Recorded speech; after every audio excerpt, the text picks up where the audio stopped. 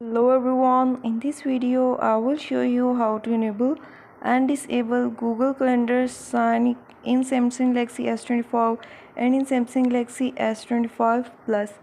Before starting this video, please subscribe for more videos and watch complete video.